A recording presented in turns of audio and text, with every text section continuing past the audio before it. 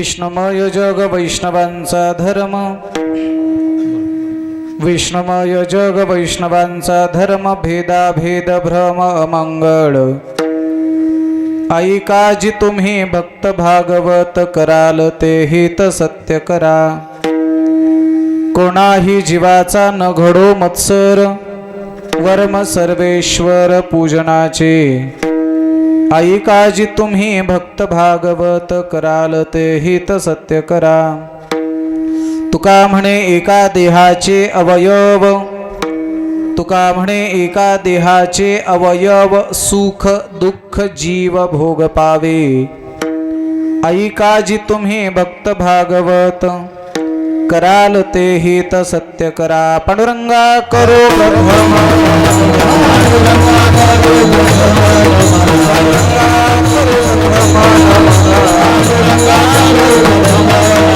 दुसरे चरण संतांचे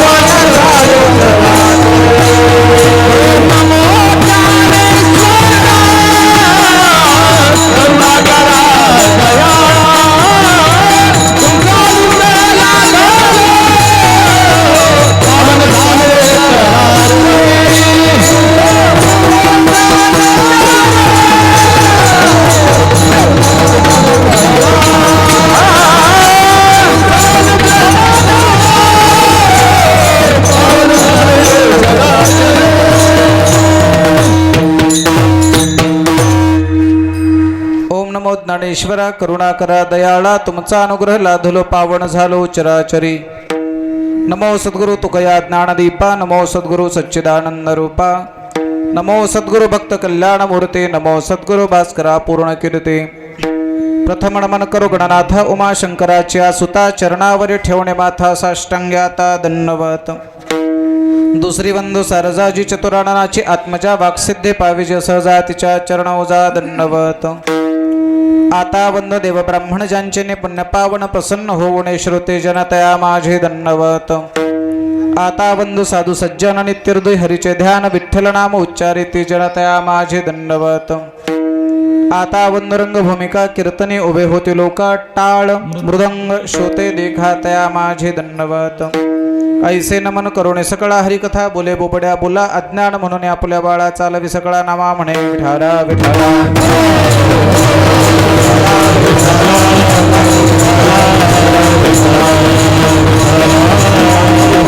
केली स्मरण होय सकळ विद्यांचे अधिकरण, तेचे वंदो श्री चरण श्री गुरूंचे ते नमस्कार होणे। आता विष्णुमय जग वैष्णवांचा धर्म, भेदाभेद भ्रम अमंगळ।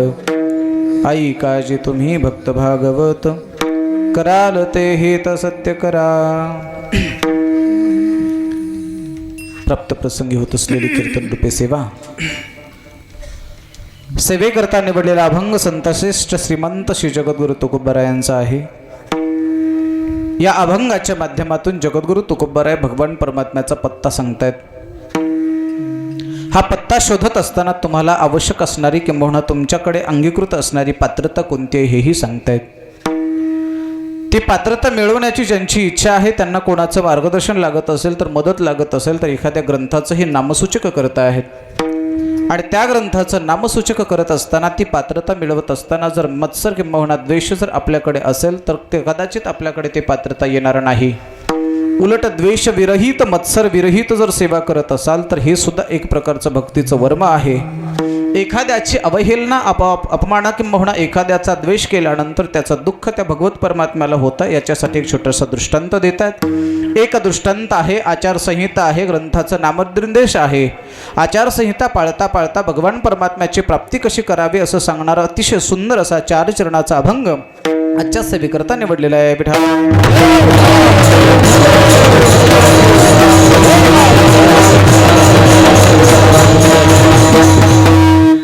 अभंगाचं चिंतन आपल्या पुढे ठेवण्यापूर्वी कार्यक्रमाविषयी अल्पसा परिहार द्यायचा असेल तो असा आपल्या सर्वांना माहीत आहे तरीसुद्धा अतिशय सुंदर पवित्र पुणिताने पावन अशा या अकोली भूमीमध्ये गेल्या अनेक वर्षापासून म्हणण्यापेक्षा जवळपास 14 वर्षापासून अखंड हरिनाम सप्ताहाची परंपरा सुरू आहे. अतिशय उत्साहाने आत्मीयतेने आणि जिव्हाळ्याने हा उत्सव सुरू आहे. या उत्सवातील आजची ही चौथ्या दिवसाची सेवा भगवंताच्या कृपेने साधू संतांच्या आशीर्वादाने तुम्हा सर्व गावकऱ्यांच्या वतीने माझ्याकडे आलेली आहे. ही सेवा मला ज्यांनी दिली ते आमचे परममित्र, एक गायन क्षेत्रातलं एक आगळंवेगळं व्यक्तिमत्व आदरणीय हरिभक्तीपरायण रामेश्वर महाराज पवार यांनी ही सेवा दिलेली आहे. पण अकोली ग्रामस्थांच्या परवानगीने, नाहीतर जाताना म्हणतील त्यांनी सेवा दिली तर नारळवी त्यांच्याकडूनच घेऊन जा, असं काही करू नका. त्यांनी जरी मला ही सेवा दिलेली असली तरी तुम्हा ग्रामस्थांच्या परवानगीने दिलेली आहे. या सेवेच्या बाबतीमध्ये मला 1-2दा फोटोच्या बाबतीत किंवा संपर्क करणारे या गावचे धडाडीचे कार्यकर्ते आमचे हरिभक्तीपरायण तुकारामजी सोळंके, तसेच मला वाटतं इथे बरेच जणांचा परिचय झाला. आता सर्वांचा नामोल्लेख घेणं थोडंसं कठीण आहे. त्याच्यापेक्षा सोळंके वाड्याला धन्यवाद, देशमुख वाड्याला धन्यवाद, खोळेच्या वाड्याला धन्यवाद, आणखीन सांगा 2-4 आडनावाचे आहेत. हां, चव्हाण मी शेवटी ठेवणार आहे. आता मी माझी भाऊकी असल्यामुळे ते मागं ठेवले बाकी. चला, गाते कंपनीला धन्यवाद, आपल्या सर्व मंडळींना धन्यवाद. कोणाचं राहिलं का सांगा, आणखी नावं राहिले असतील. निदान सगळ्यांचे नावं नाही तर निदान आडनावं तर घेऊयात. झाले ना? सगळ्यांना मनपूर्वक धन्यवाद. अतिशय सुंदर वातावरणामध्ये आपण हा उत्सव साजरा करत आहात. माझ्या या सेवेला महाराष्ट्रातील नामवंत गुणवंत मंडळी उपस्थित आहेत, ज्यांच्या कंठामध्ये साक्षात सरस्वती माता वास करते की काय अशा प्रकारचा अतिशय गंधर्वासारखा कंठ ज्यांच्याकडे आहे असे महाराष्ट्रातील ख्यातनाम गायक आमचे हरिभक्तीपरायण अशोक महाराज सोळंके आहेत. आता बाकीच्यांचीही ओळखी आहेत पण थोडं नाव आठवणं गेले. कदाचित असं होण्याची शक्यता आहे की अशोक महाराजाचं नाव घेतल्यानंतर गाते महाराज म्हणतील माझ्या गावात येऊन माझं नाव नाही. हे मोठं अवघड आहे महाराज, कदाचित असं मोठं अवघड आहे. जसं नवीन आलेल्या सुनेला सगळ्यांच्या मर्यादा सांभाळाव्या लागतात, सगळ्यांच्या मर्यादा सांभाळ, कितीही खट्याळ नणंद असली तरी तिला ताईसाहेब म्हणावंच लागतं. तसं किती बी खोडील वाजवणारा असला तरी तुम्हाला नाही म्हणायला लागलं, उगाच सांगायला लागलं. किती खोडल वाजवणारा असला तरी त्याला चांगलं म्हणावंच लागते, कारण 2 तासाचा संसार आम्हाला करायचा असतो. अतिशय सुंदर गायक मंडळी या सेवेला उपस्थित आहेत आणि तेवढ्याच तोला मुलाची मृदंगाचार्य या ठिकाणी उपस्थित आहेत.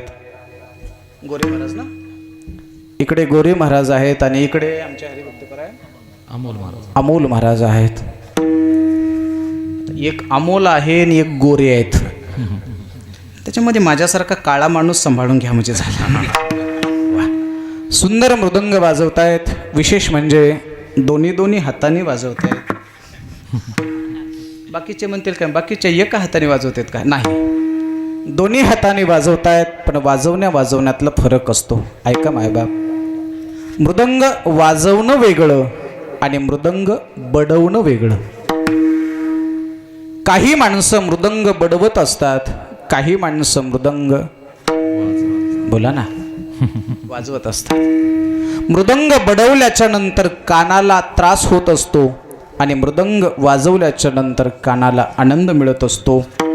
पुन्हा ऐका मायबाप, मृदंग नुसता वाजवत नाहीयेत तर ते स्वरात लावून वाजवत आहेत. बरोबर आहे. सुरुवातीला मला वाटतं दोन्हीचा स्वर एक झाला नसल्यामुळे मलाही ठोबा रोखमाईपर्यंत एक स्वर कानावर पडला नाही. याच्या पुढे बोलू का? बऱ्याच जणांना मृदंग वाजवता येतो पण लावता एक बोलू क्षमा मागून बोलू, लावालावी एवढ्या लवकर जमत नाही. काय म्हटलं मी मृदंगाचं बोलायलो, गावातल्या लावालावीचा विषय अजिबात नाही. लावालावी करायला सुद्धा माणूस असा मुरलेला पाहिजे. त्याच्या सगळ्या खाना खोना कुडे मोळी इकडचं तिकडचं पार बापजाद्यापासून सगळं पाठ असलं पाहिजे, तवा लावालावी जमते. म्हणजे लावालावी एवढ्या साध्या माणसाचं काम नाही. क्षमा मागून बोलू, लावालावी करणारा एकच नारद होता तर जगाच्या मालकाला 14 वर्षाच्या वनवासाला जावं लागलं. एकच मंथरा होती तर 14 वर्षाच्या वनवासाला जावं लागलं. लावालावी करणारा एकच नारद होता तर भगवान कृष्ण परमात्म्याला सुद्धा जेलमध्ये जन्म घ्यावा लागला. त्या काळामध्ये रामाच्या कृष्णाच्या काळामध्ये लावालावी करणारी एकच माणसं होती म्हणून माझ्या भगवान परमात्म्याला एवढा त्रास झाला. सध्याच्या काळामध्ये लावा करणारी अनेक माणसं आहेत म्हणून समाजाला त्रासच त्रास आहे. विठ्ठल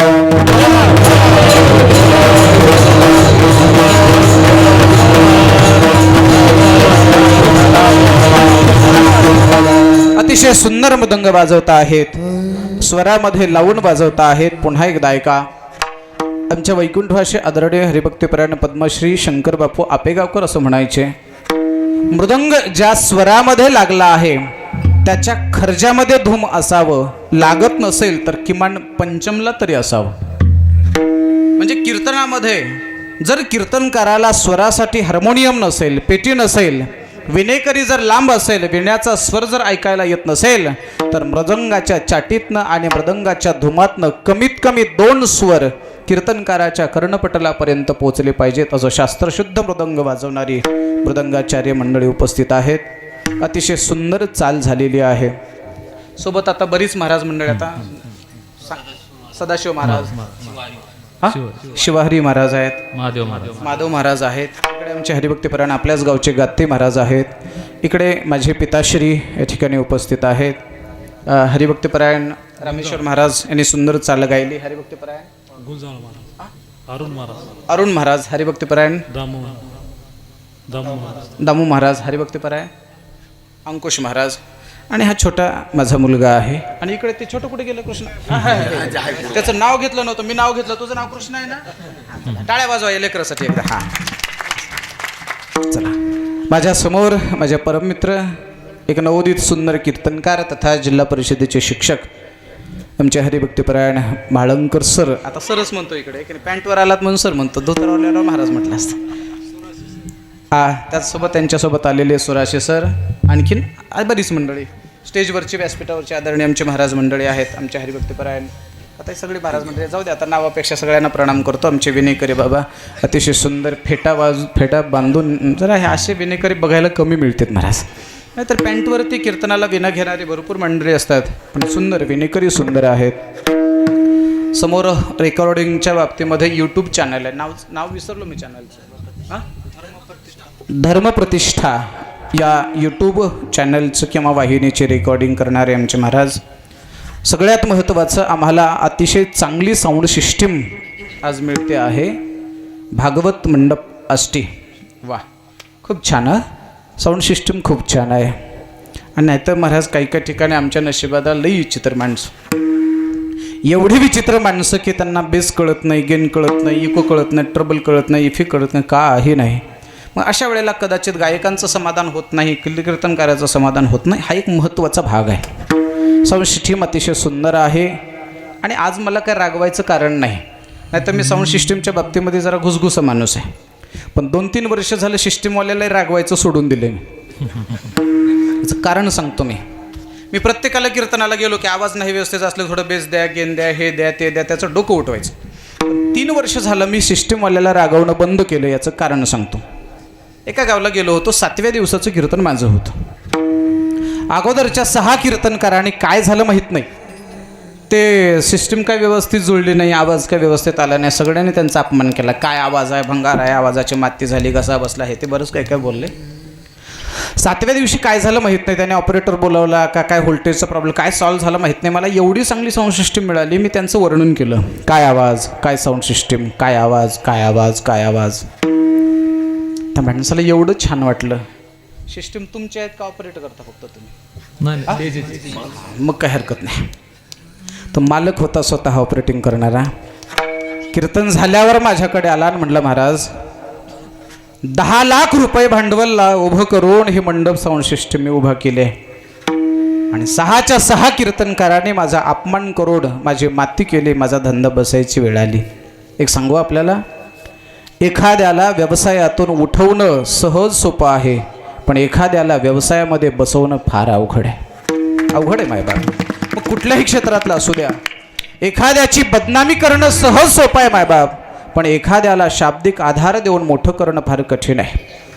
त्याचे डोळे भरून आणले. म्हटलं, महाराज 10 लाख रुपये घालवून मी भांडवल उभा केलं पोटापाण्यासाठी. हा मंडप साऊंड सिस्टीमचा पुण्याचाही धंदा आहे, सत्संग श्रवण होतं म्हणून मी उभं केलं, पण 6च्या 6 कीर्तनकाराने माझा खूप अपमान केला.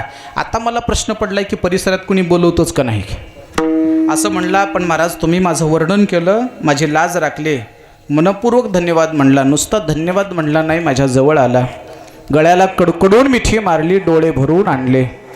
एवढ्यावर थांबला नाही, पद्धतशीरपैकी माझ्या जवळ आला, माझ्या पाया पडला. नुसता पाया पडला नाही तर 2000 रुपयाची लालबुंद नोट काढली माझ्या हातात घातली.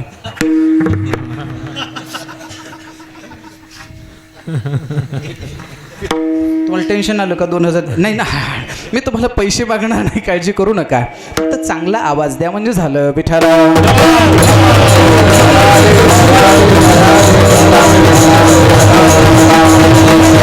आज मला श्रीमंत श्री जगद्गुरु तुकोबारायांचं चिंतन मांडायचं. ऐका मायबाप, अतिशय छान वातावरणामध्ये गायकांचं मी वर्णन केलंय, मृदंगाचार्याचं वर्णन केलं, साऊंड सिस्टीमचं वर्णन केलं, पण बसलेली माणसं सुद्धा तेवढीच गुणाची आहेत, तेवढीच तोलामोलाची आहे. कारण सांगतो आपल्याला, टीव्ही पुढची माणसं उठायला तयार नाहीत, प्रपंचाच्या व्यापातून परमार्थाला वेळ काढायला माणसं तयार नाही.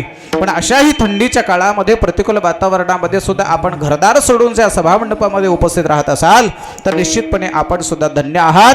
माझ्या माऊलींच्या शब्दात बोलायचं झालं तर, श्रोते असतील तर वक्त्याला किंमत आहे. वक्ता तो वक्ता नव्हे, श्रोते नवीन श्रोता जर नसेल तर वक्त्याला शून्य किंमत आहे. आपल्यासारख्या श्रोते मायबापांना माऊलींच्या भाषेत बोलतो, प्रभू तुम्ही महिषाची मूर्ती, मी दुबळा अर्चित असे भक्ती, म्हणून बोल जरी गंगावती, तरी स्वीकाराल की विठाला.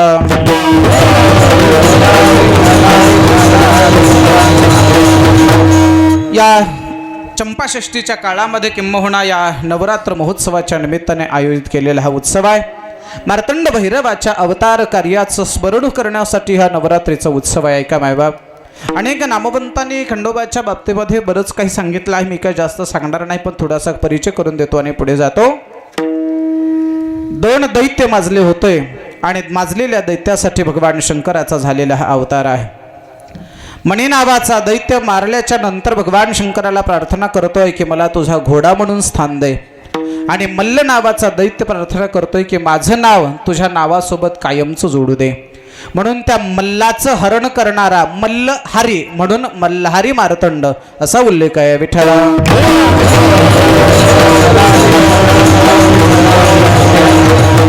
काही माणसांनी देवाच्या नावासोबत आपलं नाव जोडलं. एक लक्षात ठेवा, भगवान श्री रामचंद्र प्रभूचा, माफ करा, भगवान कृष्ण रामाचा जन्म होतो आहे.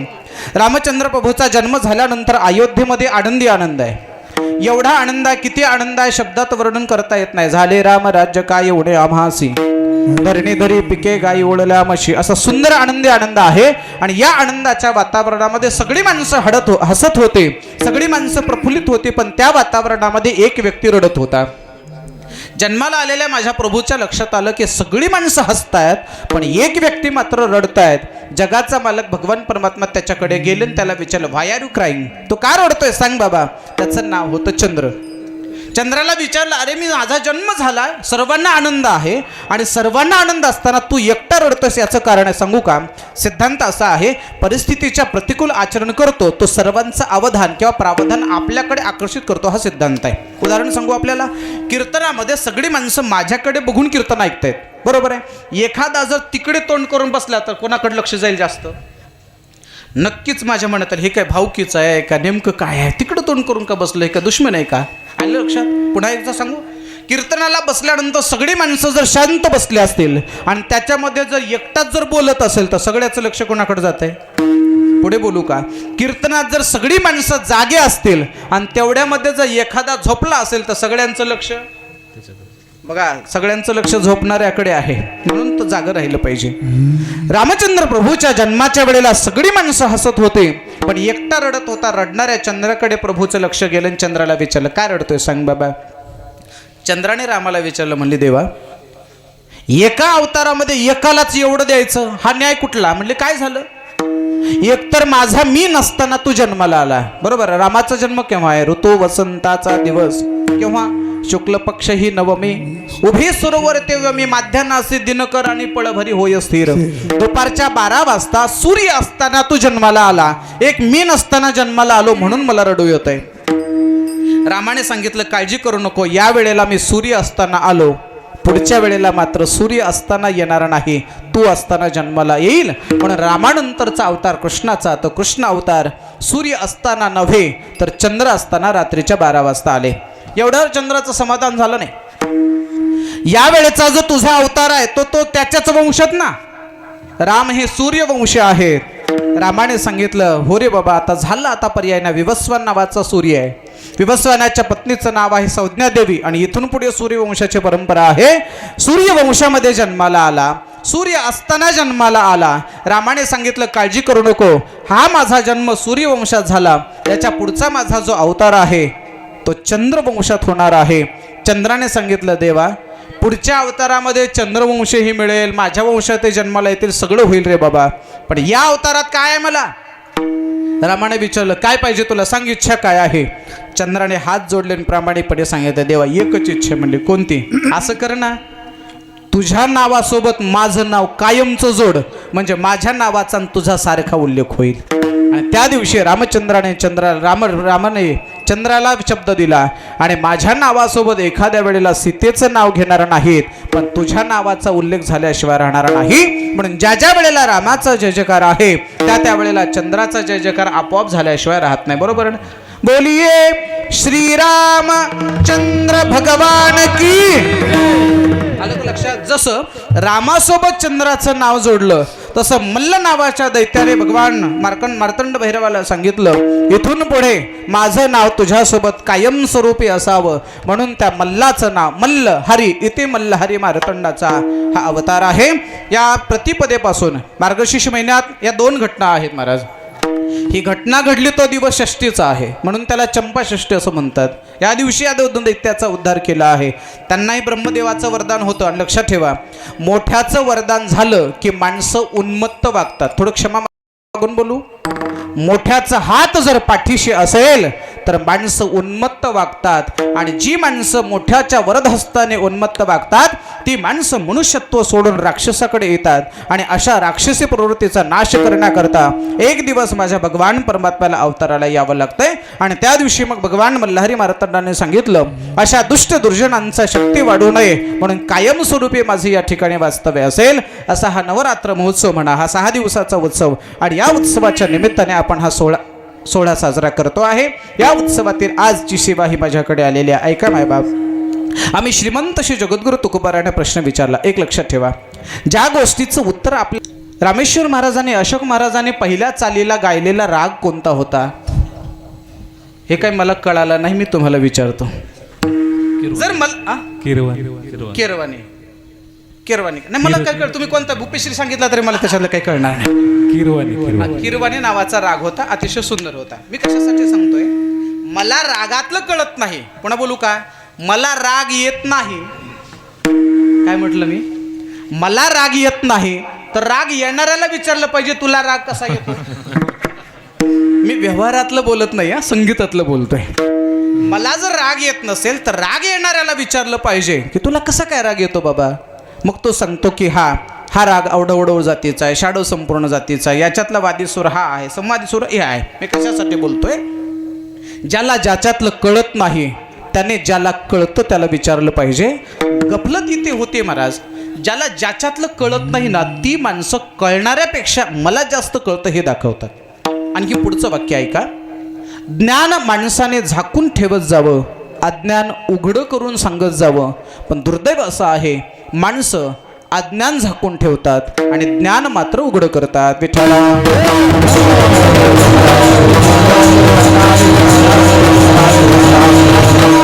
ऐका, याच्या पुढे बोलू का? गरिबी श्रीमंती प्रत्येकाच्या आयुष्यात आहे महाराज. लहान लहान पोलं माझ्या पुढे बसलेले. बाळांनो, तुम्हाला एक प्रश्न विचारतो. सगळी माणसं श्रीमंत आहेत का? आणि मोठ्याने बोला थोडं. सगळी माणसं श्रीमंत आहेत का? थोडं मांडी घालून बसा. मांडी घाला, मांडी घाला, मांडी मांडी मांडी मांडी मांडी. हां, हाताची घडी घाला. हां, आता माझ्याकडे लक्ष द्या. हां, माझ्याकडे लक्ष द्या. सगळी माणसं श्रीमंत आहेत का? आणि सगळी माणसं गरीब आहेत का? बरं, आता सांगा, श्रीमंती गरिबी आपल्या हातात नाही. प्रामाणिकपणे सांगत जावं, माणसं गरिबी झाकून ठेवतात का श्रीमंती? गरिबी झाकून ठेवतात. बघा तुम्ही, गरिबी झाकून ठेवतात. मला आठवतंय कधी कधी आम्ही अचानक एखाद्या पाहुण्याकडे गेल्यानंतर योगायोगाने घरची जर साखरपत्ती जर संपली असेल तर ते घरातली आई हळूच लेकराला बोलू येते, इकडे. ते काय आई? इकडे. ते काय? अरे हळू बोल रे, महाराज आले, पाहुणे आले, जरा हळू बोल. मग ते हळूच म्हणते, हे बघ, दुकानात जा, हे 10 रुपये घे, 5 रुपयाची साखर, 5 रुपयाची पत्ती, लवकर घेऊन ये आणि येताना अशी झाकून आण. बरोबर आहे, झाकून आण. साखरपत्ती झाकून का आणतात? आपली गरिबी दिसू नये म्हणून.